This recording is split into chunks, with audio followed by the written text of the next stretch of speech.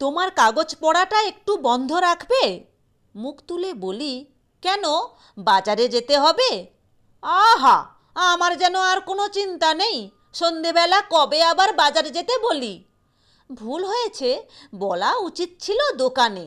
কুটুম্ব এসেছেন কেউ, সিঙ্গাড়া আর সন্দেশ চাই। বকো না বাপু, গা জ্বলে যায়। দুটো কথা কইতে এলাম আর যত সব বলছি, কাগজে আর কি পড়ছো, কতই বা জানছো? স্বচক্ষে প্রত্যক্ষ দেখে এলাম তাই। স্বচক্ষে প্রত্যক্ষ? তবে তো অবহেলার বিষয় নয়। অতএব কাগজখানা মুড়ে রেখে বলি, তুমি আবার প্রত্যক্ষ কি দেখলে? সে যা দেখলাম ভয়ানক। সকালবেলা তুমি অফিস চলে যাওয়ার পর ঠাকুরবাড়ি গিয়েছিলাম। সংক্রান্তি ছিল তো আজ। থাকতে পারে, কিন্তু সেখানে?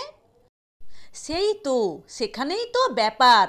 গিয়ে দেখি উঠোন ভর্তি লোক, কাকে যেন কি বলছে, অথচ চুপি চুপি, গোলমাল বিশেষ নেই। একে জিজ্ঞেস করি, ওকে জিজ্ঞেস করি, কেউ আর ভালো করে কিছু বলে না। ভিড় ঠেলে গেলাম এগিয়ে। গিয়ে দেখি সে এক কাণ্ড। কাণ্ডটা বলে ফেলো না, আর গৌরচন্দ্রিকা কেন? আহা, গুছিয়ে সবটা না বললে বুঝবে।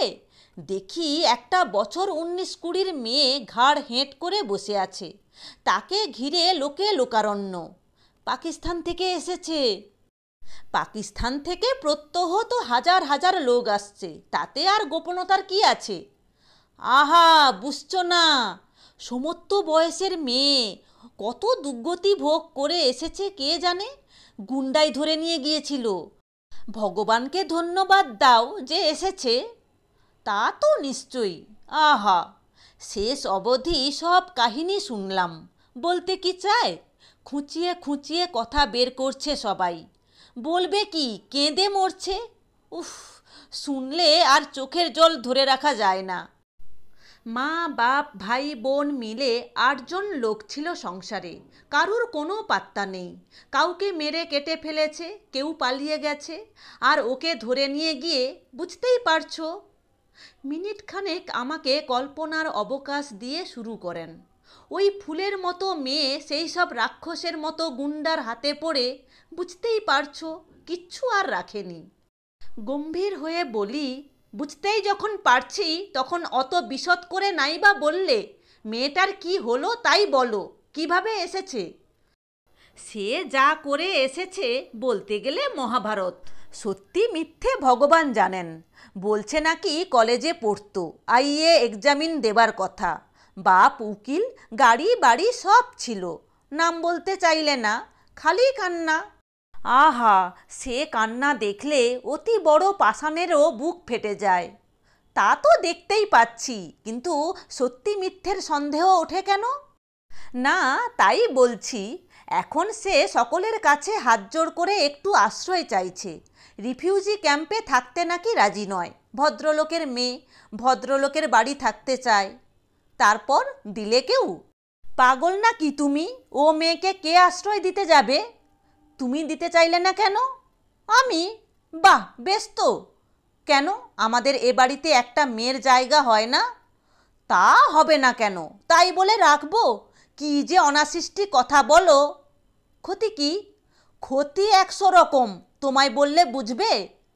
হয়তো বুঝবো না, তবে বলছিলে দেখলে নাকি বুক ফেটে যায়, তাই আশা করছিলুম। দুঃখীর দুঃখ দেখলে কষ্ট হবে না? চোখে জল আসবে না? সবাই তো তোমার মতন কাঠ পেরানি নয়। কিন্তু কষ্ট হওয়া এক, আর জাত ধর্ম সমাজ সংসার কার নেই শুনি? তা সত্যি, পরের দুঃখে কষ্ট হতে ঝঞ্ঝাট নেই, পয়সা খরচ নেই, অথচ সলিড পুণ্য। ওর চাইতে ভালো জিনিস আর কি আছে? শেষ পর্যন্ত তাড়িয়ে দেওয়া হয়েছে তো মেয়েটাকে। তাড়িয়ে আবার কি? তোমার কথা শুনলে হাড় জ্বলে যায়। ঠাকুর বাড়ির ভট্টাচার্যদের কোনো একটা ছেলে ক্যাম্পে রেখে আসতে গেল। বাঁচা গেল। উফ, ভয়ে আকুল হচ্ছিলাম। মুহূর্তের অবিবেচনায় কার না আবার জাত ধর্ম সমাজ সংসার রসাতলে গিয়ে বসে থাকে। তোমার তো সবাইকে ভ্যাংচানি। একটা বুড়ো হাবড়া মাগি হয় কি ছোটলোক মোটলোক হয়, আশ্রয় দেওয়া তবু সম্ভব হয়। থাকলো, ঘর সংসারের কাজকর্ম দেখলো, মানে আছে তার। আর এই কলেজে পড়া বিদুষী তরুণী, তাই আবার বড়লোকের মেয়ে, তাকে নিয়ে লোকে করবে কি, না ফেলবার না গিলবার। তা তো বটেই, ফেলা যায় না, এ কি সোজা জানোয়ার।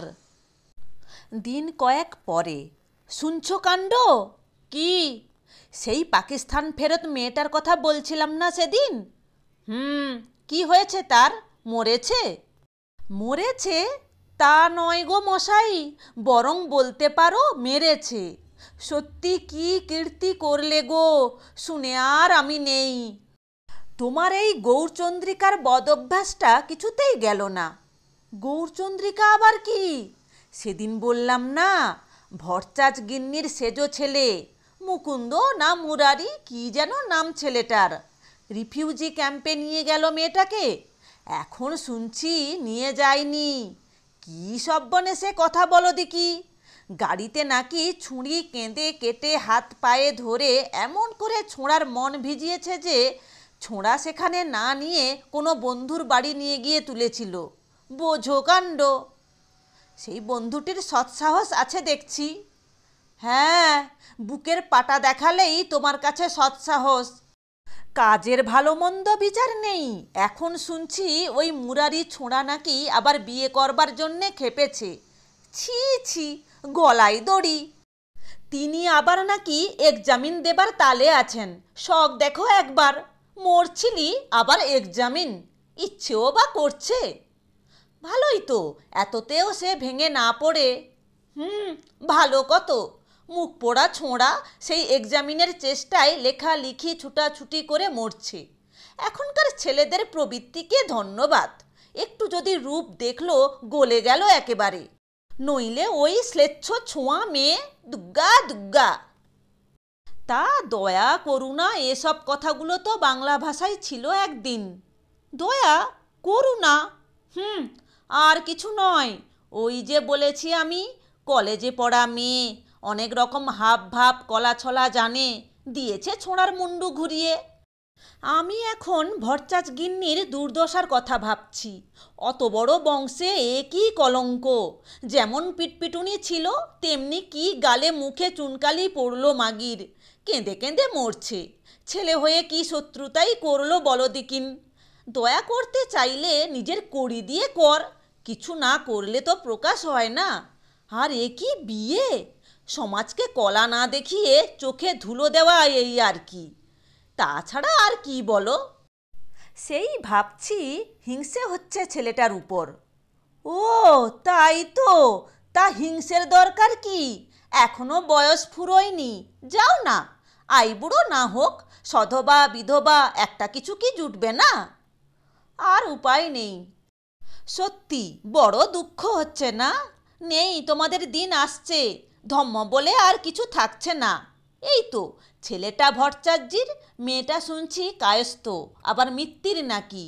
দিব্যি বিয়ে হচ্ছে তো, শুনছি হিন্দু মতেই হবে নাকি। আরও অবাক কথা, এই মাসেই বিয়ে! হিন্দুয়ানির কি থাকলো আর? মর্মাহত হয়ে মাথা নাড়ি। সত্যই বটে, একে তো ব্রাহ্মণ কায়স্থে, তার উপর আবার চৈত মাস, হিন্দুয়ানির আর রইল কি? হয়তো এমনই হয়, একজনকে ধরে ধিক্কার দেওয়া অন্যায় অসঙ্গত। আঘাত যতক্ষণ নিজের হৃৎপিণ্ডে না পড়ে কিছুতেই আর বোধগম্য হয় না মানুষের। দম আটকানো কথাটার অর্থ কি? আমরা আহা উহুর চোটে নদী বইয়ে দিতে পারি, কলমের আগায় অগ্নিবর্ষণ করে লঙ্কাকাণ্ড ঘটাতে পারি। সভা সমিতি আবেদন নিবেদন কি নয়? তেমন তেমন দেখলে রাষ্ট্রতরণীর কর্ণধারগণের কর্ণধারণ করবার জন্যে হাত বাড়াতেও পিছপা হই না। কিন্তু ঝড় যখন দরজায় এসে আছাড় খায়, তখন সশব্দে কপাট বন্ধ করে দিয়ে রামনাম জপ করতে করতে হিসেব করি, কিছু গেল না তো রসাতলে। চোখ বুঝলেই যদি ভূতকে অস্বীকার করা যায়, চোখ তবে খুলব কেন? বামুন আর কায়েত, ফাল্গুন আর চৈত্র, আজও এ প্রশ্ন সঙ্গীন উঁচু হয়ে দাঁড়িয়ে আছে। আশ্চর্য! কিন্তু এইটাই ঠিক হয়তো, যুগ যুগান্ত কাল ধরে যে আমাদের সুপবিত্র সনাতন ধর্মের শিকড় এমন অনড় অচল হয়ে টিকে আছে, সে কি অমনি? কিন্তু আর কি থাকবে? ডুবন্ত ব্যক্তিরা যদি হাত পা ছেড়ে দিয়ে অতলে তলিয়ে যাওয়ার অমোঘ নিয়তিকে মেনে না নিয়ে হাত বাড়িয়ে মাটি আঁকড়াবার চেষ্টা করে, মাটি শুদ্ধ ধসে যাবে না তো কি?